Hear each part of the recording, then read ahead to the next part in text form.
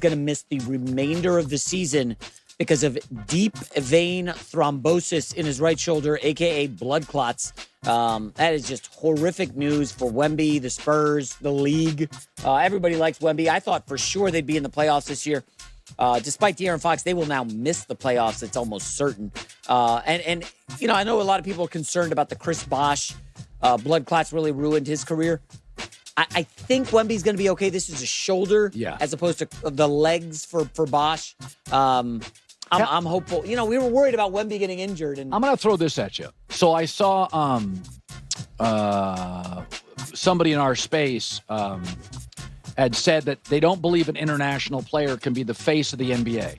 So, and I was thinking about that a lot, and I don't know if they can or can't. I would say, Kareem Abdul-Jabbar was the best player in the league for a decade and didn't want to be the face of the league. I think a lot of being the face of the league is, do you want to be?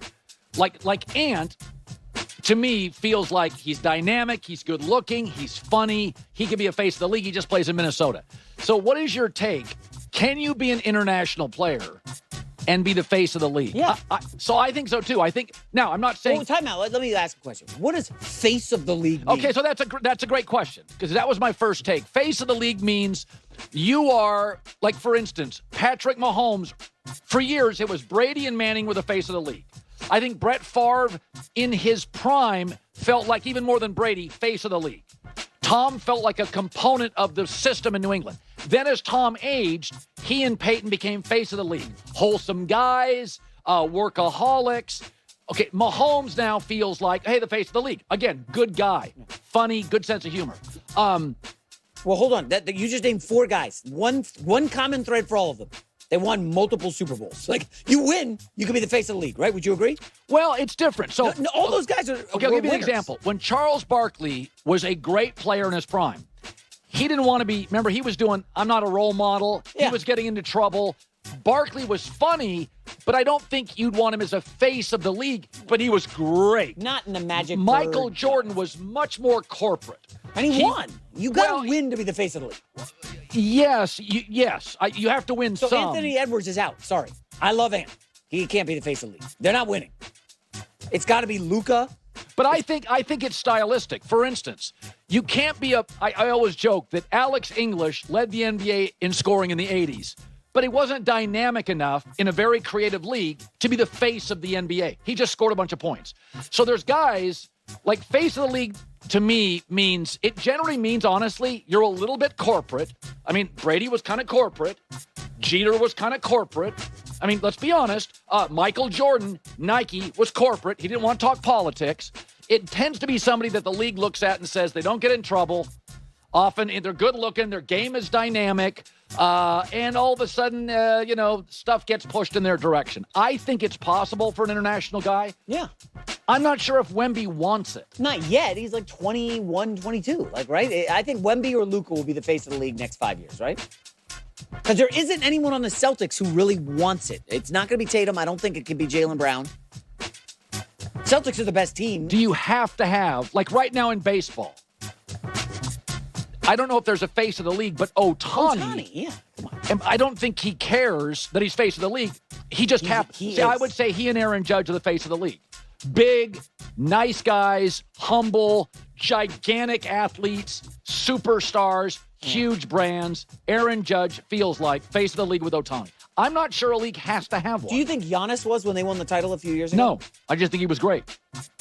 I mean, good God. And NBA, remember when it was like the COVID year and they were putting him on at noon on NBA TV, a playoff game? Remember that? It was like the league was telling you. Yeah. He doesn't. It's also, I think, harder to be a face of a league when you're 7 feet and above, because I think that's can't relate. You don't sell as many shoes as forwards and guards and ball handlers and playmakers. Yeah. J-Mac with the news. Well, that's the next situation.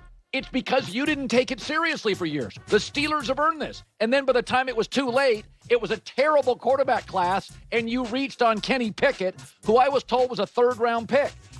This is all the Steelers with a defensive culture, spending all their money on the wrong side of the ball, and now they look up and they're like, they've got 2 C-plus quarterbacks. That's and for the record, in a division with Lamar and Joe Burrow, okay, who are 2 of the best 4 quarterbacks. So I have no sympathy for people that create their own mess. Yeah. This is all on the Steelers. What's your best guess? I mean, we have no idea how this is going to play out, but, like, does the owner win? Does Tomlin win?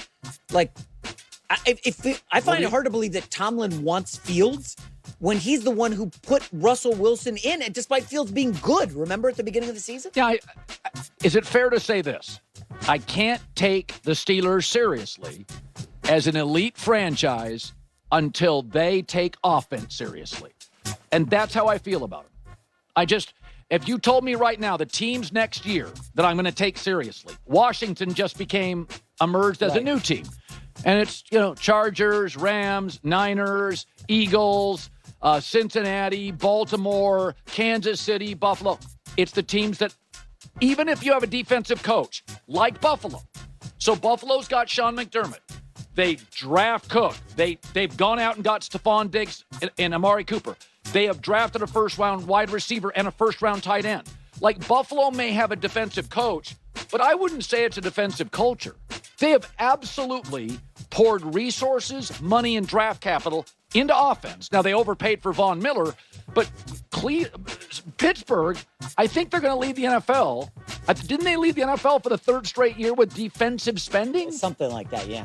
Okay, that's on you. No sympathy. The Bills got it. They got the memo when the Chiefs keep outscoring them in the playoffs. The Steelers keep getting their butts kicked in the postseason and haven't learned any lessons. They keep doing the same thing. Like, what are we doing at quarterback? Not great in Pittsburgh. Let's go to the Detroit Lions. They got bounced unceremoniously from the playoffs by the Commanders and your guy, Jaden Daniels. So then they lose both offensive coordinator Ben Johnson and DC Aaron Glenn.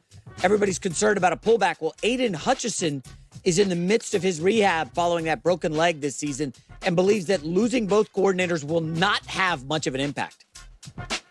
I don't care who they bring in to coach us. Obviously, keeping Dan there is what we all want, but coordinators, position coaches, it doesn't matter. It's as long as we have the right guys in the locker room and those foundation guys on offense, on defense, you can roll anyone in there to call the plays, and at the end of the day, it's going to be the playmakers who are making those plays on Sundays. So that's as long as we keep our core group, and keep everyone there, we're gonna stay in this window of winning. The Philadelphia Eagles are a great example. That is not true at all. There is a big gap between the best pilots in the sky today and the worst. The Philadelphia Eagles lost Shane Steichen. They hired an OC that was over his head, and they went on didn't they lose the last 10 weeks? They started 10-1, but then cratered at the end. Yeah, of the season. I got news for you.